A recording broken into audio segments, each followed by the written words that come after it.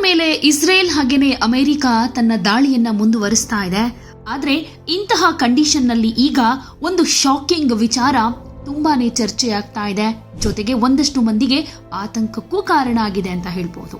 ಅದೇನಂತಂದ್ರೆ ರಹಸ್ಯ ಸ್ಥಳದಲ್ಲಿ ಖಮೇನಿ ಜೀವಂತವಾಗಿದ್ದಾರೆ ಅನ್ನುವಂತಹ ವಿಚಾರ. ಯಾಕೆಂದ್ರೆ ಇದು ಅಧಿಕೃತ ಎಕ್ಸ್ ಖಾತೆಯಿಂದ ಪ್ರತೀಕಾರದ ಮೊದಲ ಪೋಸ್ಟ್ ಮಾಡಲಾಗಿದೆ. ಖಮೇನಿ ಹತ್ಯೆಯಾದ ನಂತರ ಈಗ ಪ್ರತೀಕಾರದ ಪೋಸ್ಟ್ ಖಮೇನಿ ಅವರ ಅಧಿಕೃತ ಖಾತೆಯಿಂದನೇ ಪೋಸ್ಟ್ ಆಗಿರೋದಕ್ಕೆ ಈ ಚರ್ಚೆಗೆ ಮುನ್ನುಡಿ ಬರಿತಾ ಇರೋದು. ಇರಾನ್ ಮೇಲೆ ಇಸ್ರೇಲ್ ಹಾಗೆ ಅಮೆರಿಕ ನಡೆಸಿರೋ ದಾಳಿಯಲ್ಲಿ ಇರಾನ್ನ ಸರ್ವೋಚ್ಚ ನಾಯಕ ಅಯತೊಲಾ ಖಮೇನಿ ಹತ್ಯೆಯಾಗಿದ್ದಾರೆ ಅಂತಾನೆ ಹೇಳಲಾಗ್ತಾ ಇತ್ತು. ಇದ್ರ ಬಗ್ಗೆ ಇರಾನ್ ಕೂಡ ಸ್ಪಷ್ಟಪಡಿಸಿತ್ತು. ಇರಾನ್ ಭಾರತದ ಕೆಲವು ಕಡೆ ಸೇರಿದ ಹಾಗೆ ವಿಶ್ವದೆಲ್ಲೆಡೆ ಶೋಕಾಚರಣೆ ಆಚರಿಸಲಾಯಿತು. ಈ ವೇಳೆ ಹಲವು ಕಡೆ ಹತ್ಯೆ ಖಂಡಿಸಿ ಪ್ರತಿಭಟನೆಗಳು ಕೂಡ ನಡೀತಾ ಇವೆ.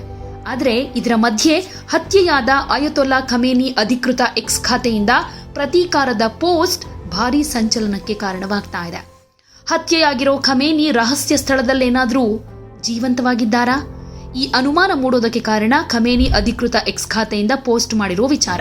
ಅದು ಕೂಡ ಪ್ರತೀಕಾರದ ಪೋಸ್ಟ್. ಯಹೂದಿಗಳು ದೊಡ್ಡ ದೊಡ್ಡ ತಪ್ಪು ಮಾಡಿದ್ದಾರೆ, ದೇವರ ಅನುಗ್ರಹದಿಂದ ಈ ಯಹೂದಿ ಆಡಳಿತ ರಾಜ್ಯ ಕಂಗೆಡಲಿದೆ ಅನ್ನೋ ಪೋಸ್ಟ್ ಮಾಡಲಾಗಿದೆ. ಬ್ಯಾಲಿಸ್ಟಿಕ್ ಮಿಸೈಲ್ ದಾಳಿಯ ಬಗ್ಗೆ ಫೋಟೋವೊಂದನ್ನ ಪೋಸ್ಟ್ ಮಾಡಲಾಗಿದೆ. ಈ ಮೂಲಕ ಇರಾನ್ ಅತ್ಯಂತ ಶಕ್ತಿಶಾಲಿ ಮಿಸೈಲ್ ದಾಳಿ ನಡೆಸುತ್ತೆ ಅನ್ನೋ ಸೂಚನೆ ಜೊತೆಗೆ ಈ ವಾರ್ನಿಂಗ್ ಕೊಟ್ಟಿರೋದು.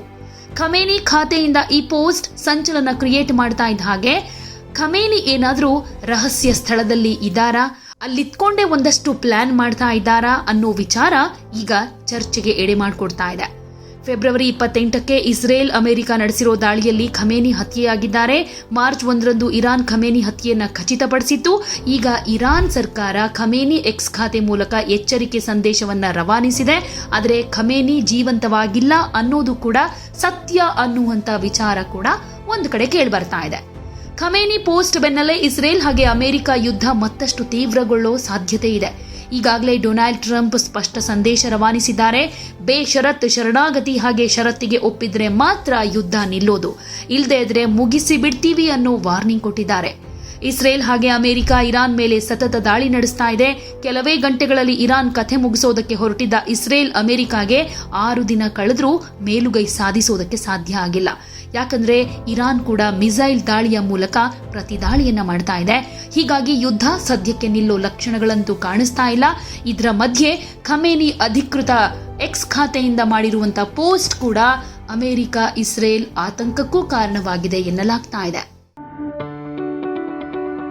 ಯಾವುದೇ ಸುದ್ದಿಯ ಅಪ್ಡೇಟ್ ಅನ್ನ ಮಿಸ್ ಮಾಡ್ಕೊಳ್ಬಾರ್ದು ಅಂದ್ರೆ ಈಗ್ಲೇ ಒನ್ ಇಂಡಿಯಾವನ್ನ ಸಬ್ಸ್ಕ್ರೈಬ್ ಮಾಡಿ.